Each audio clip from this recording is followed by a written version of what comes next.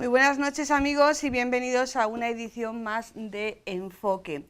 Durante las últimas semanas hemos asistido a un movimiento globalizado, en tanto que se ha dado en diferentes lugares del mundo, que se ha venido a calificar como revisionismo histórico, donde las imágenes han sido el derribo, el ataque a estatuas de personajes reconocidos por la historia, desde Fray Junípero Serra hasta Colón, o hasta la medida que tomó el Parlamento de Londres de proteger la estatua de Churchill.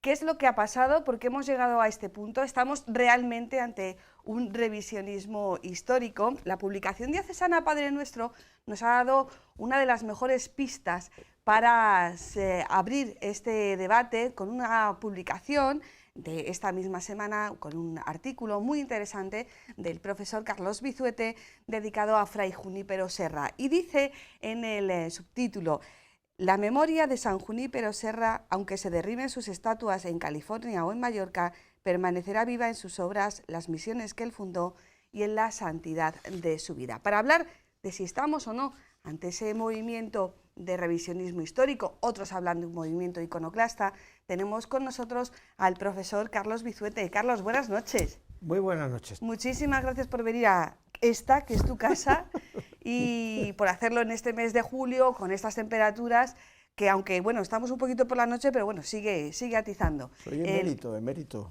Sí, como el Papa, emérito.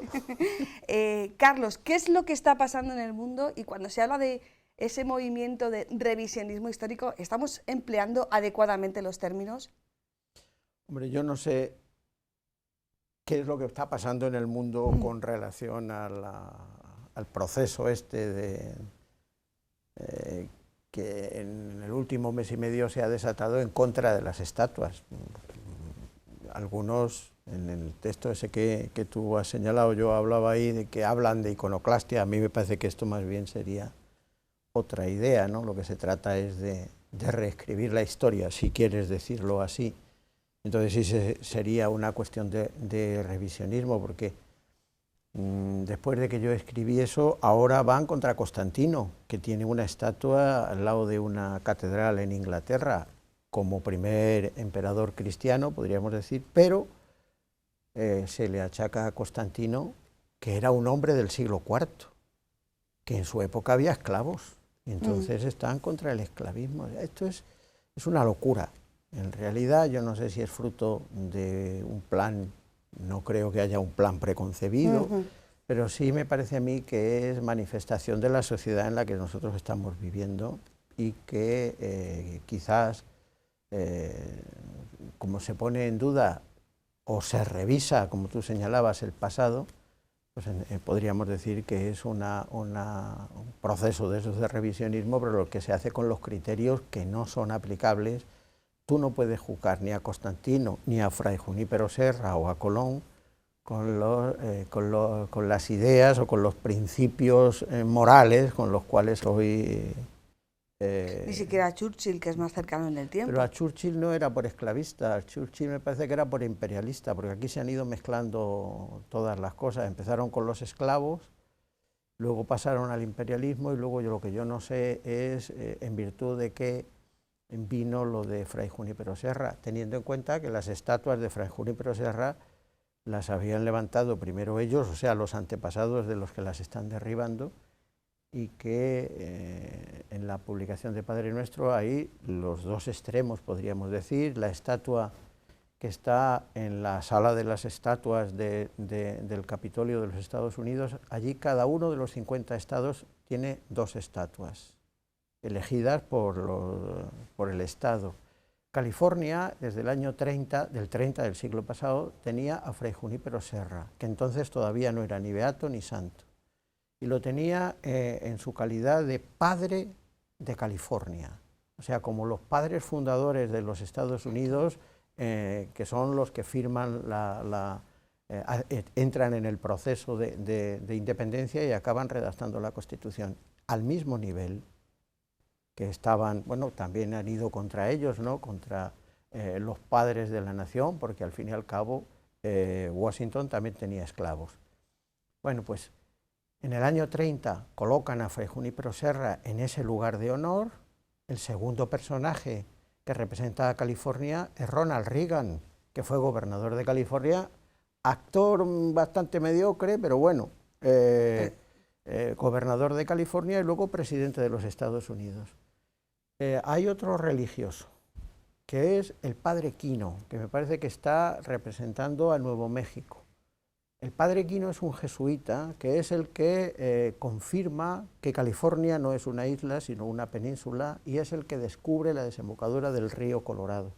Y estuvo trabajando en la evangelización de los apaches, esos de las películas, y está allí en representación, diríamos, de este estado de Nuevo México. También ha habido, cuando empezó este movimiento, que no es de este año, sino que tiene 5 o 6 años de antigüedad, ataques contra las estatuas del padre Quino o de otro de los descubridores que inicia la colonización o el poblamiento de aquellos territorios, que es Juan de Oñate, que es un español nacido en la Ciudad de México y que es el que hace la penetración al norte del río Bravo, o sea, en el territorio que era de Nueva España, luego de México, y que hoy forma parte de los Estados Unidos.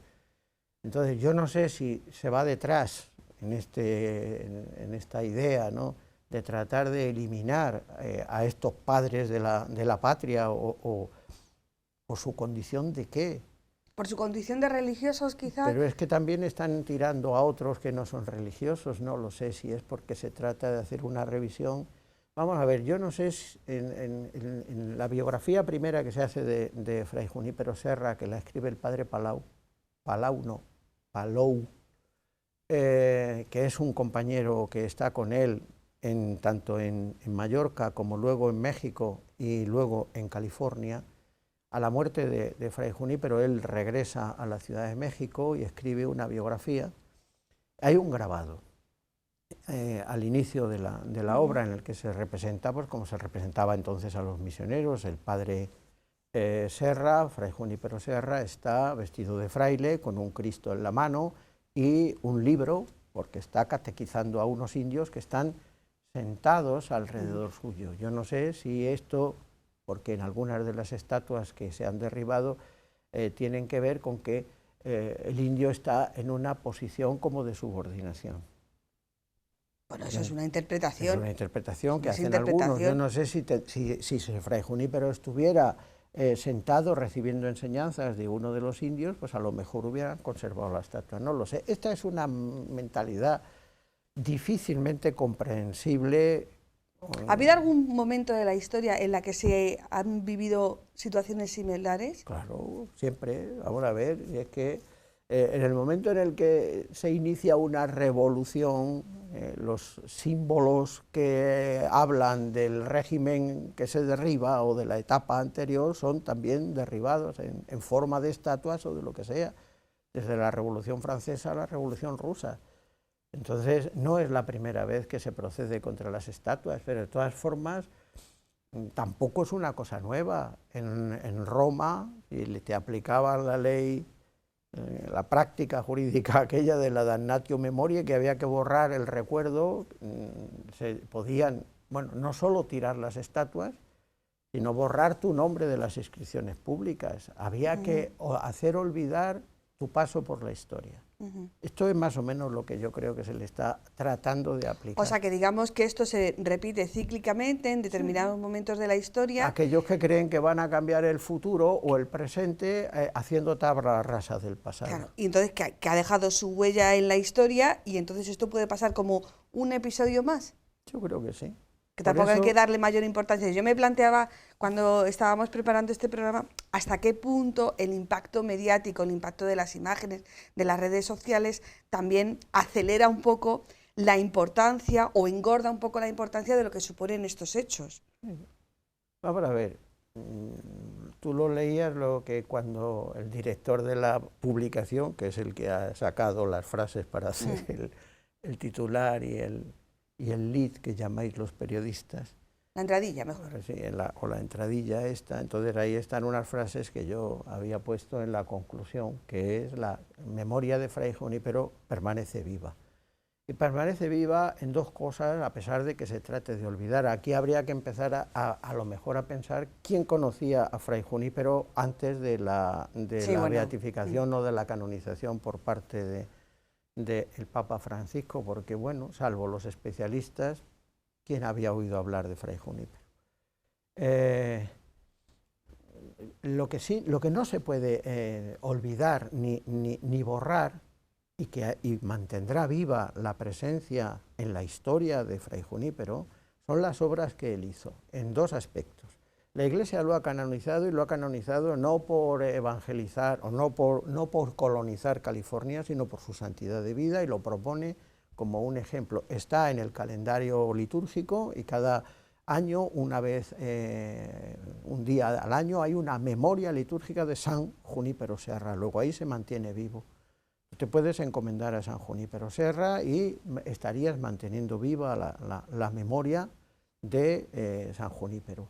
Pero luego está, si vamos a borrar todo esto, tendrán que empezar a borrar el nombre de las 21 misiones que fundó en la Nueva California, o sea, la California de los Estados Unidos, porque ellos venían, los franciscanos venían de las misiones de la Baja California. Cuando se echa a los jesuitas en el año 1767, el gobierno dice, bueno, ¿y qué vamos a hacer con estas reducciones? Porque todas aquellas misiones eran reducciones, eran pueblos de indios. Hay que encomendarlas a otros religiosos, y ahí van dominicos por un lado y franciscanos por otro, y se hacen cargo de las misiones de la Baja California que habían iniciado a finales del siglo XVII los jesuitas. Cuando hay que colonizar y hay que poblar el norte, comienzan los franciscanos, y partiendo desde lo que es hoy la frontera entre Estados Unidos y México, la primera que fundan es San Diego. San Diego, en la bahía de San Diego, donde está una base naval americana enorme que habían primero cartografiado los marinos españoles, y dicen, bueno, este es un puerto fundamental. Bien, pues empezando de ahí hasta 450 kilómetros más al norte, que es donde está San Francisco, hay una red de 21 misiones, que la mayor parte de ellas, no todas, pero la mayor parte, siguen existiendo. Y son ciudades que llevan Los Ángeles, que es nuestra, aunque esa no era una misión, era un pueblo de españoles que se llamaba Nuestra Señora de los Ángeles de la Porciúncula, donde fue alcalde Clint Eastwood, Carmel. En realidad es la misión del Carmelo. Ventura, que es San Buenaventura, donde hay una estatua de San Junípero Serra, que ahora el ayuntamiento, ojo, que es el fundador de ese pueblo, siendo misión, hoy está cerca de Los Ángeles, supongo que será uno de los condados. Ventura, San Buenaventura, el Valle de San Bernardino, San Luis Obispo, Santa Clara, Santa Bárbara. Esos nombres, que además están puestos en español, son todos nombres, la mayor parte de ellos vinculados a la orden de los franciscanos, porque San Diego es San Diego de Alcalá. Y San Buenaventura. San Buenaventura, San Francisco, Los San Ángeles de la Francisco. Porciúncula y tal. Pero es que la capital del estado de California se llama Sacramento, o sea, el Santísimo Sacramento. No tiene otro significado. Entonces, ¿qué hacemos? ¿Le ponemos números a el número 1 de la carretera no sé cuántos? Pues si quieren borrar la memoria, tendrán que borrar la memoria en los nombres de las ciudades. Pero es que además luego, si tú vas, California no existía, bueno, no existía ni la población, hasta la llegada de los franciscanos y que comienzan a la edificación de las misiones. Lo más antiguo que hay allí, aquí podemos lucir ante los turistas, porque Cádiz tiene 3000 años de historia, o que el acueducto de Segovia es de la época de los romanos, diríamos así, ¿no? Pero allí lo más antiguo que hay son las misiones fundadas por los franciscanos. Su historia. Y dices, bueno, pues esto se funda el año 1770, bueno, pues tienen 200 años, 250 años, conservan las iglesias, porque claro, todas las misiones estas tienen más o menos la misma estructura. Se construye la iglesia, el convento, la casa de los padres, y alrededor, lo que hemos visto en las películas del oeste, pues van apareciendo las casas de los habitantes. En principio, indios que eran nómadas, a los que se se les va asentando y se les introduce en la práctica de la agricultura. Yo acababa en el artículo ese diciendo que algo que es la riqueza hoy una de las riquezas de California, que es el vino, solo introducen los franciscanos. Los franciscanos, los católicos, para la celebración de la Eucaristía necesitan pan de harina y vino. Afortunadamente para ellos, el clima de California permitió el desarrollo de los viñedos, pero los viñedos los introducen los franciscanos. Los protestantes que no dicen misa no necesitan vino.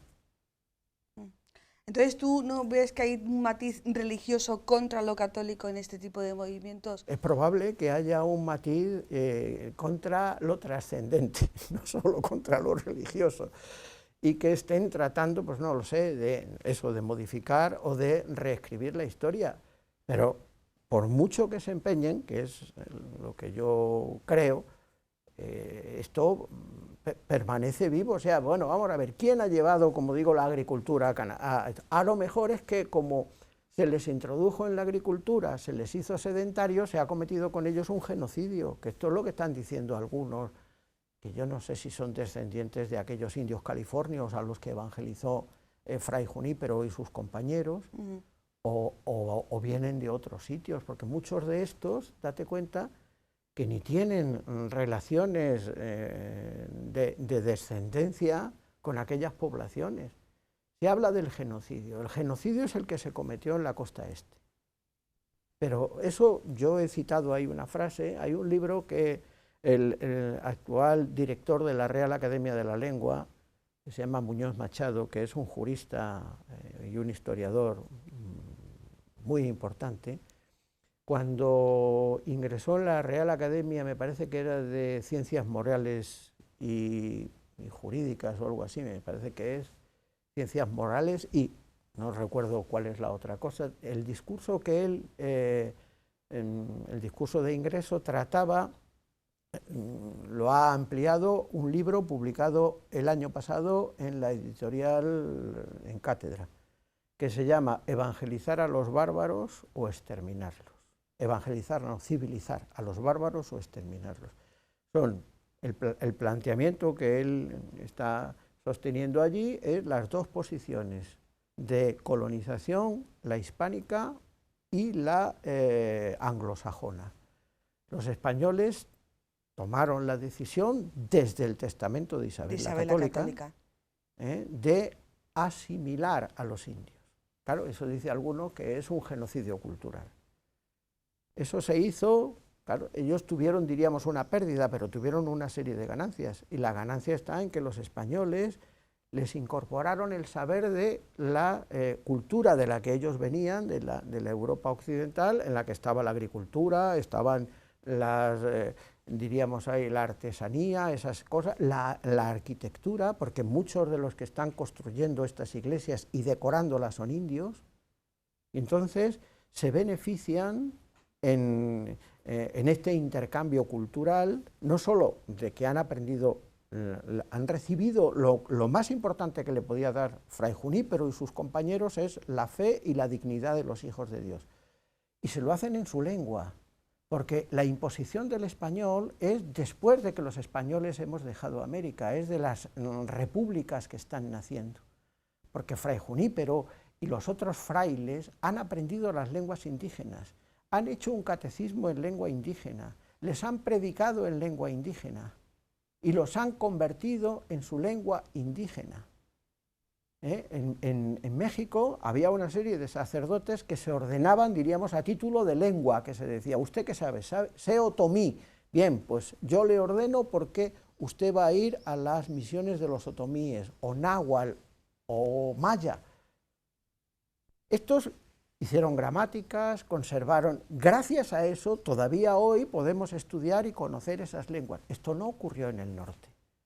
Y en el norte los americanos, los británicos, lo que les ofrecieron a los indios era una especie de trato, de o me dejas las tierras ya mediante un acuerdo o te las quito. Y se produce una guerra de exterminio. Fíjate que los únicos sitios donde hay un intento de integración de los indígenas en la costa este, es en Canadá, y se hace mediante las misiones de los jesuitas, que acaban, parece que entre el año 47, 1647 y 49, con una expedición de los, ¿quiénes eran? No me acuerdo. Estos que nosotros llamamos los mohicanos, esos, sí, y que acaban matando, hay 7 santos mártires, que les llaman los mártires del Canadá, 7 no, 9, que son jesuitas, asesinados al frente de las misiones en la zona de los Grandes Lagos. Los británicos esto no lo realizan. Sí, pero en el análisis que se hace, y sobre todo si los malos somos los católicos. Claro, que si tenemos en cuenta las referencias en el cine, las referencias a la literatura, este fin de semana, por ejemplo, a la misma hora había 2 películas en cadenas nacionales, una hablando de cómo murió Toro Sentado, de cómo fue toda aquella, bueno, el proceso de meterlos en las reservas y cómo al final fueron eliminados, masacre tras masacre, y la otra, bueno, iba también por el mismo sentido. La referencia en el cine, en el lenguaje audiovisual, que es al final el lenguaje que ahora mismo prima, la referencia es que los malos eran los españoles, y más concretamente los españoles católicos que habían llevado la fe católica. Sí. Fíjate que hablas de reserva, hay una diferencia entre la reserva y la reducción. Vamos a ver, el término reducción es que reducir a los indios significa asentarlos, pero en unos pueblos de los que normalmente están excluidos los que no son indígenas. Y para tratar de que ellos se autogobiernen, allí figuran, claro, los padres, los franciscanos, los jesuitas, los agustinos, que son los que están llevando a cabo, algunos hoy se llevarían las manos a la cabeza diciendo que esto se trata de una aculturación, o sea, privarles de su propia cultura para llevarles a algo que les es ajeno, que es el cristianismo. Pero bueno, esto es la interpretación que se hace desde la antropología actual, o de algo así si tú quieres. Yo creo que ellos estaban convencidos, pues desde el Tata Vasco en el siglo XVI, que comienza haciendo estos pueblos en la zona de Pátzcuaro, hasta las de Fray Junípero Serra, que llegan hasta principios del siglo XIX, lo que están es defendiendo al indio, tratando de evitar ese contacto con algunos de los españoles o de los blancos que son peligrosos, porque lo que van pretendiendo es quizás la explotación del indio. ¿Que esta es una actitud paternalista? No lo sé si esto es así. Pero es que todo hay que mirarlo con los ojos y con las circunstancias de ese momento histórico.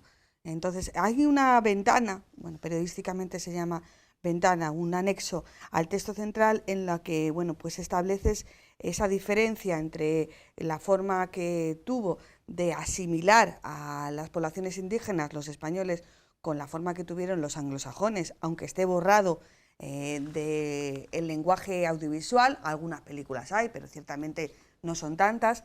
Y también estableces, porque se está hablando también mucho de, por ejemplo, lo que pasó en África con las famosas colonias belgas. Claro, nadie le pone, a no ser que, bueno, hayas investigado un poquito en la historia, nadie le pone un pero a lo que hizo Francia, a lo que hizo Bélgica en el África. Lo de Bélgica fue demasiado, vamos, es que el Congo, Congo era del aquí del decimos rey. que es un movimiento globalizado, claro, pero ojo, movimiento globalizado, pero no atacamos a los mismos con la misma fuerza, por lo menos, ¿no? No. ¿Por y la independencia de África es de la mayor parte de 1960. Sí que podemos decir que es contemporánea nuestra, antes de ayer. ¿no? Entonces, bueno, algo se ha hecho. Creo que han pintarrajeado la estatua de Leopoldo II, sí, que era el propietario, vamos a poner entre comillas, de toda la cuenca del Congo, porque el Congo belga no era de Bélgica, era del rey, ¿no? Solo hay que leer el viaje, la novela de Conrad, El corazón de las tinieblas, que habla precisamente de eso. ¿Por qué? No lo sé, yo no sé si, claro, nosotros, yo no voy a entrar aquí que se trata de de la leyenda negra o de la leyenda Sí. blanca y tal, pero a mí me parece que esto a nosotros, bueno, a atacar a Fray Junípero Serra en California sale gratis. No sé si me explico, o sea que, bueno, algunos... Bueno, sale gratis y si lo trasladamos, por ejemplo, a la imagen o a la referencia de Isabel la Católica, también tiene cierto caldo de cultivo propio, Bueno, pero es que patriótico.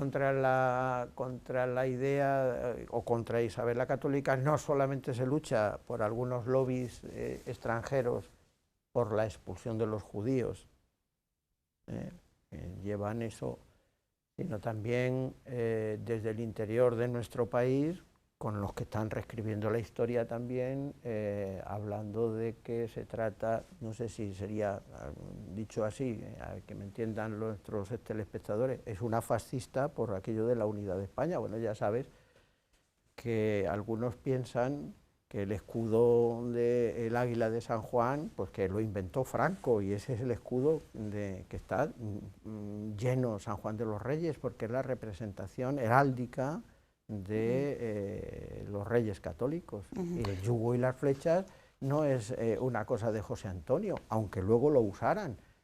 Eso se lo crea Nebrija como un jeroglífico para hablar de ellos dos. Y el yugo es, hace una referencia a Alejandro, es el nudo gordiano. O sea que ahí hay una serie claro, si tú no tienes conocimientos ni de cultura clásica ni de historia, pues evidentemente te dejas llevar por cualquier indocumentado o muy documentado que lo que pretende es hacer tabla rasa del pasado, que es... Bueno, en otros momentos históricos en los que se tuvieron lugar estos movimientos, ¿consiguieron cambiar la historia? Yo creo que no. ¿Y entiendes que esto lo va a conseguir? No. O sea, que quizás tampoco hay que darle demasiada importancia, es un signo de los tiempos. Yo creo que sí, de todas maneras tú date cuenta, vamos a ver, vamos a ir a un caso, Toledo no es una ciudad con muchas estatuas, o sea que... Pero alguna, bueno, y hay algunas que... Pero alguna y alguna... No, y algunas que... Pero fíjate, aquí, y estábamos antes de la pandemia pensando en celebrar el centenario, aquí nació Alfonso X el Sabio. Se le levantó una estatua, un conjunto, que creo que fue hasta un concurso público, que se instaló en el Miradero. Cuando hubo la obra del vaciado del Miradero para convertir aquello en el parking, se trasladó al nuevo parque entonces de las Tres Culturas. Allí la vandalizaron. ¿Quién sabe hoy que a este, vamos a decir, ilustre toledano, ojo, que estamos hablando de Alfonso X el Sabio? Si quiere, bueno, era rey, pero era muy listo, ¿no? O sea, que solo sea por esto. Bueno, pues está allí. ¿Quién se acuerda de que en el Parque de las Tres Culturas hay una estatua o un conjunto, porque había también unos relieves que no sé si al final los retiraron porque los pintaban y demás, dedicada a Alfonso X el Sabio? Bueno, pues este es el nivel. No lo sé, o sea... pensaba yo cuando yo subía, he pasado por delante de la estatua de la reina Isabel, que está enfrente de San Juan de los Reyes. Recuerdo que hace unos años, porque pensando en que íbamos a hablar de esto, la escultura de Calato de Santa Clara también la pintarrajearon. Sí, pero yo creo que hay que separar entre lo que supone un acto vandálico.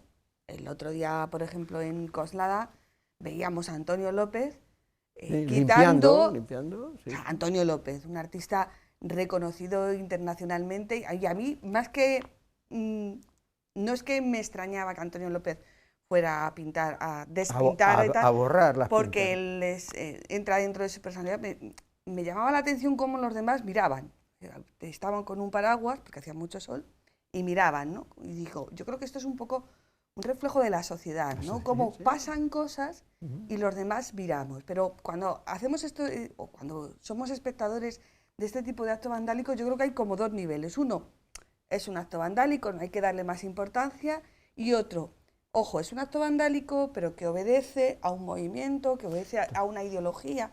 que obedece a un contexto de crítica determinada. Entonces yo creo que en ese nivel tenemos que encontrar la virtud de lo que verdaderamente está pasando o no. De todas maneras, los que han derribado esta noche la estatua de Colón en Baltimore, no sé yo si era una turba o tenían una clara ideología, o se están sumando a que hay ahora que tirar las estatuas y si es posible la de Colón. En México todos los años, el 12 de octubre, pintarrajean a Colón, que está muy cerca, está en el Paseo de la Reforma, y yo no sé si ya han dejado de despintarlo. Pero entonces, y a Colón sí, pero algunas otras estatuas no. ¿Por qué Colón? Porque si fuera Cortés, pero no, Colón, que no tuvo, diríamos así, una relación directa con México, porque él nunca llegó, pero bueno, es el descubridor. Ahora, Colón, y la reina, pues porque estaba relacionada con Colón, sí, y entonces pues vamos a quitar del grupo escultórico en el que están la reina y Colón, y a lo mejor porque en ese grupo escultórico aparecen algunos indios, ella, que es la protectora de los indios. Entonces dices, bueno, pues esto significa que ni conocen quién fue la reina, ni cuál era el contenido de su testamento, ni cuáles son las disposiciones establecidas para el trato a los indios. Entonces, pues yo no lo sé, o sea, supongo que salvarán, espero, a Fray Antonio de Montesinos, que tiene una estatua en la Española, que es el que da el primer grito en contra de la encomienda, y a Fray Bartolomé de las Casas, como defensor también de los indios, pero no son los primeros ni los únicos.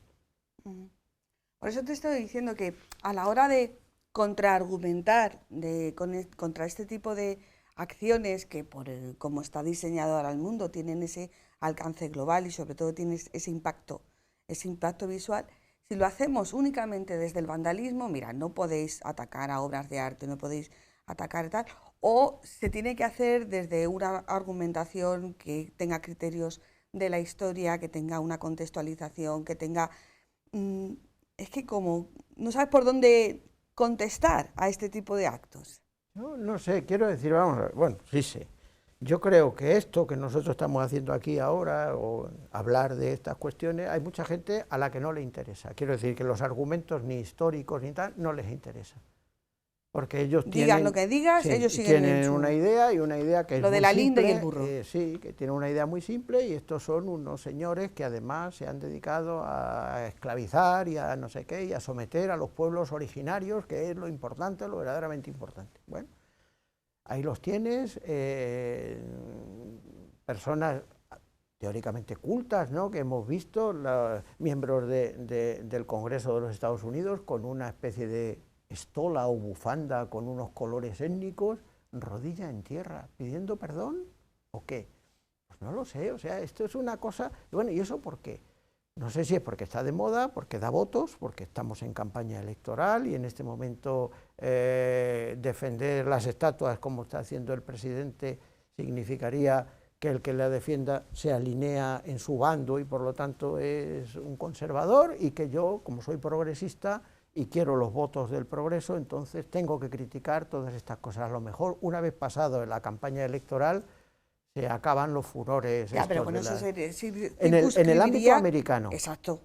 En el ámbito americano. Pero también está pasando en otros ámbitos tú lo comenzabas el programa diciendo, bueno, pues el cuestionamiento de Constantino. De Constantino en Inglaterra, y bueno, ¿y esto? O Churchill. Y bueno, yo no sé si porque el movimiento este de las vidas negras importan, esto es del año 2013 y comienza también en Internet, que yo supongo que son de esos fenómenos globales hoy que arrancan a través de las redes sociales. Pero bueno, acuérdate, bueno, sí, te acordarás, el año 1992, la muerte de Ronnie King, que desató la cantidad de disturbios en Los Ángeles, es otro ciudadano norteamericano de raza negra apaleado por me parece que fueron 4 policías blancos en una noche, y entonces aquello... Yo no sé si entonces ya se desató una cosa de esta, claro, no les dio por tirar las estatuas, incendiaron la Pero es que son ciudad. dos temas diferentes. No, Una no, cosa no, es el porque problema de esto racismo. ha empezado precisamente, o el motivo primero por el que se han empezado a tirar Sí, las estatuas, ahora es por un suceso semejante. Lo que ocurre es que en el año 92 no se tiraron las estatuas y ahora sí, o sea, vamos a luchar contra el racismo quitando las estatuas a aquellos que nosotros consideramos que son racistas. ¿Quiénes son racistas? Y te dan la lista. Y en la lista están pues, todos estos, que incluso están los padres de California. Y como aquí yo no sé si hemos tenido racismo de esa categoría, pues vamos a por quién. O sea, por algunos de los que les queremos ajustar las cuentas en este revisionismo histórico, porque los consideramos, no sé si decir, poco dignos de formar parte del momento de progreso por el que nosotros estamos atravesando. ¿Entiendes a mí lo que quiero decir? Y entonces hay unos que sí y otros que no.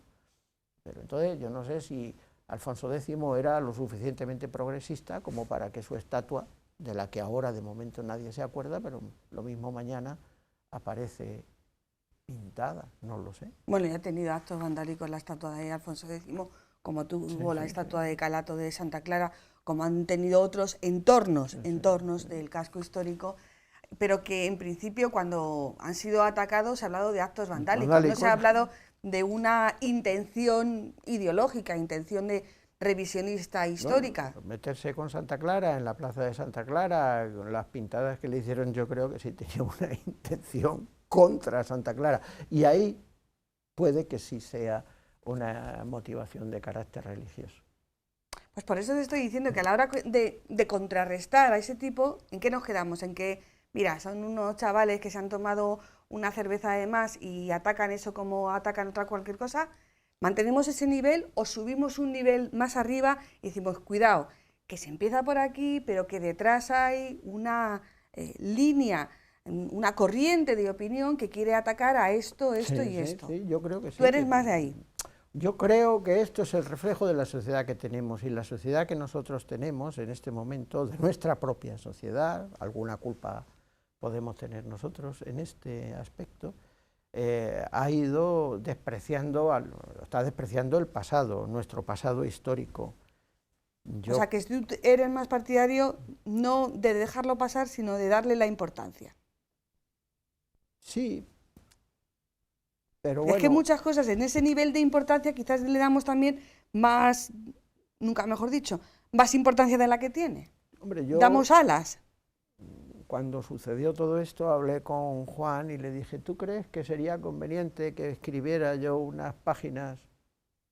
Y a él le pareció bien. A mí me pareció lo suficientemente importante como para escribir. Al final han salido 3 páginas en el Padre Nuestro, o sea que me puse a escribir. Son unas cuantas palabras. Y entonces la cuestión era que yo creo que una de las maneras de... Aquí nosotros no tenemos una estatua de Fray Junípero Serra, pero yo creo que debemos de valorar la figura de Fray Junípero Serra y de sus compañeros. Por eso esto tiene un apartado que es ¿quién fue Fray Junípero Serra? Pero hay por delante una introducción de a ver qué es, por qué estamos escribiendo. Contrarrestar la ignorancia y el vandalismo tiene que ser con cultura, yo creo que con sí. historia. Otra cosa es que lo que yo vaya a decir por escrito, a muchos de los que se van a tirar las estatuas ni les importa ni les trae al fresco, pero entonces nosotros, el nivel en el que nosotros nos tenemos que mover es hacer lo que podamos.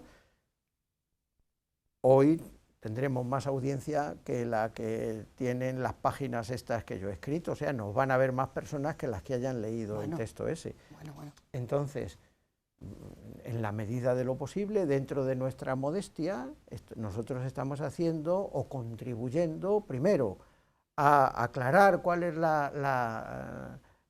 si se puede saber qué motivos hay detrás de todo este movimiento, y en segundo lugar, a apreciar y con ese aprecio tener argumentos para poder defender esta situación. Si alguien te pregunta, es que Fray Junípero Serra era un genocida, pues mira, le puedes decir, pues yo creo que no. Sí, contrarrestar con argumentos, contrarrestar con conocimiento, ¿no? aunque topemos una y otra vez con el contra... y te van a decir que no, que lo que tú es que eres un facha porque además estás defendiendo a un fraile, que vete tú a saber, porque además es un fraile del siglo XVIII, que la España aquella era Por una ejemplo, España de la una Inquisición. última cuestión, por ejemplo, ¿se aceptaría el revisionismo en momentos históricos más contemporáneos, por ejemplo, con la dictadura de Hitler? ¿Tú crees que puede haber un movimiento revisionista con lo que con lo que fueron los dictadores de Europa en el siglo XX? Vamos a ver, ¿me estás diciendo si se le va a rehabilitar? Sí. Yo creo que no. Además, en Alemania los partidos de esta ideología están prohibidos por la ley. Y yo creo que los hechos históricos son tan contundentes como para tratar de evitar la rehabilitación, vamos a decir así, de Hitler. Quiero decir que Hitler y su camarilla, ¿no? Es una cosa tan destructiva que a mí me parece que es imposible. El conocimiento de la verdad de aquellos acontecimientos lo único que te lleva es al rechazo más absoluto. Yo no creo que en este momento, quizás también porque perdieron la guerra, se haya trazado una hagiografía sobre Hitler en el sentido de exaltarlo, no sé, como líder carismático o algo así.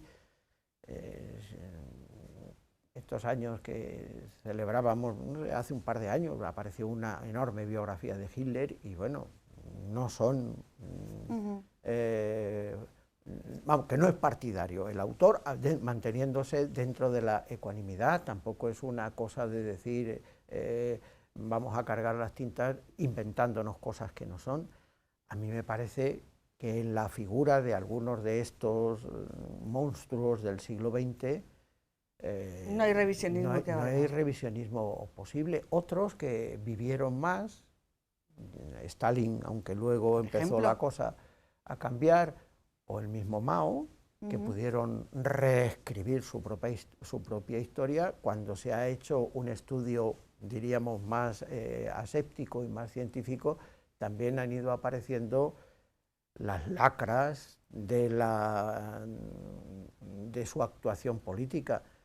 Pero bueno, ahí lo que se está produciendo, si quieres, es en contra de la exaltación hagiográfica hecha durante su vida, a reconducir la situación a unas biografías o a unas historias más ecuánimes. Pero me parece a mí que esto de la revisión, bueno, viene desde la época de los egipcios, desde que empezamos a escribir, ¿no? Entonces, hay obras y hay biografías laudatorias y luego acaban poniéndolo a cada uno en su sitio. Algunos de estos señores, pues claro, lo mismo si hay una contaminación de carácter ideológico, pues, eso estoy diciendo, te van porque a claro, decir, dice, esto bueno, de no, Junípero es que... Serra, en su momento, o 100 años después, o 200 años después, nadie se lo plantearía. No, y ahora sí que se plantea, ¿y por qué no? Pero en el siglo XIX hay algunas novelas que hablan de la situación en California, y entonces es cuando comienza a difundirse la labor que ha hecho... Eso, que pasaron unos cuantos siglos. Y comienza a difundirse, diríamos así, la figura en el ámbito americano. 2 minutos, Carlos. En realidad... Yo no sé, o sea, eso que te decía antes, Fray Junípero, ¿tú crees que hasta hace 5 años, cuando la canonización que hace en Washington, además, el Papa Francisco, ¿tú crees que había gente que estaba familiarizada con el nombre o con la figura de Fray Junípero? La mayor parte no. Y en los Estados Unidos, los que no son católicos lo han reconocido como, decía antes, padre de California. Entonces, bueno, pues hay gente a la que ahora, a mí eso es lo que me parece a mí, que esto es esto sí que se trataría de una injusticia con la figura de Fray Junípero Serra. Y en el caso, pues decíamos antes, de Churchill o del general Lee, que también han tirado las estatuas del general Lee, que era el jefe de los ejércitos confederados en la guerra civil, creo que también han atacado la de Ulises S. Grant, que fue luego presidente y fue el jefe del ejército al final de la guerra. O sea, alguien que lucha contra la esclavitud. Por eso estoy diciendo que, bueno, que cosas que no te planteabas o que nadie se planteaba hace 100, 200 años o hace 50 años o hace 15 años, ahora sí que se plantean. Es una cuestión del momento presente y entonces estamos ajustándole las cuentas al pasado en el momento presente con unos criterios actuales, aplicándoselos a personas o a hechos que no tienen ninguna relación con lo que estamos viviendo. Por eso yo lo que escribí, movido, si quieres, no voy a decir por la santa indignación, por la... a mí me parece que es un acto de injusticia el que se hace con Fray Junípero, y que se haga en Mallorca todavía más. Entonces, vamos a reparar el honor perdido a San Junípero. Me parece a mí que ya estas cosas que le tiren la estatua le da a dar lo mismo, pero a nosotros no debería darnos lo mismo. Esta es lo que yo pienso.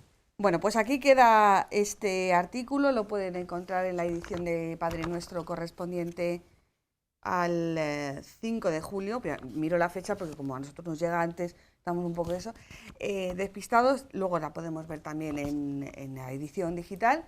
Traes un libro muy brevemente, Carlos. Es un libro que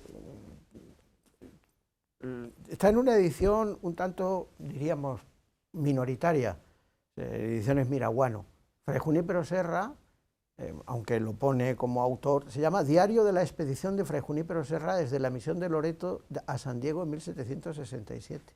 Es el itinerario que fueron haciendo, el diario que ellos escribieron y que está en el Archivo de Indias, de cómo van a iniciar la... o sea, que es un libro, podemos decir, de viajes. Es un libro de viajes, pero es un relato histórico, publicado hace bien poco. Esto es de el año... A ver si lo encuentro, aquí lo pondrá, bueno, no soy capaz de encontrar, no es viejo, no veo el pie de imprenta.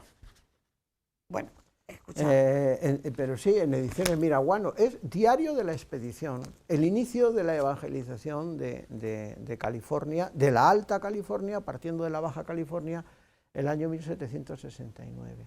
Entonces, ¿cómo van a la misión esta e inician las fundaciones de las misiones? Ellos hicieron un relato de viajes, un diario oficial, que luego se remitió y se encuentra en el Archivo de Indias, una edición. Bueno, pues con esta recomendación y con nuestro vídeo finalizamos esta nueva edición de Enfoque. Hasta la semana que viene. Buenas noches. La damnatio memoriae, literalmente condena de la memoria, proviene del derecho romano, aunque su práctica es muy anterior, pues hay testimonios de su empleo en el Egipto faraónico. En Roma era una pena impuesta a los convictos de delitos gravísimos y consistía en prohibir que los descendientes del condenado llevaran su nombre y en destruir sus imágenes. En época imperial, esta pena podía ser aplicada póstumamente por el Senado a un senador difunto. Como consecuencia, se destruían sus estatuas, su nombre se borraba de los monumentos y sus actos se anulaban con efecto retroactivo. Calígula, Nerón y Domiciano fueron objeto de esta damnatio memoriae, aunque ello no ha hecho que desaparecieran de la historia. Los recientes acontecimientos de alcance global que se han repetido en los medios de comunicación, con la quema y derribo de estatuas o actos vandálicos contra las mismas, que representan a personajes históricos como Fray Junípero Serra, Colón o Winston Churchill, nos hacen recordar esta figura del derecho romano, que muchos identifican con un nuevo revisionismo histórico, que implica el reescribir la historia de acuerdo a los criterios y cánones del siglo XXI, y que no se queda únicamente en las estatuas, sino también alcanza al cine, así ha pasado con la retirada de Lo que el viento se llevó, o a obras literarias y artísticas. ¿Puede un colectivo, por globalizado que sea, y con los medios de comunicación y redes sociales actuando como amplificador, cambiar el relato de la historia? La historia, precisamente, nos demuestra que no. Aunque el momento particular que estemos viviendo y que nos tiene como espectadores, pueda parecer que sí, probablemente debido a la cercanía con la que enjuiciamos los acontecimientos presentes y a la ausencia de distancia que da, precisamente, el conocimiento de la historia y su devenir.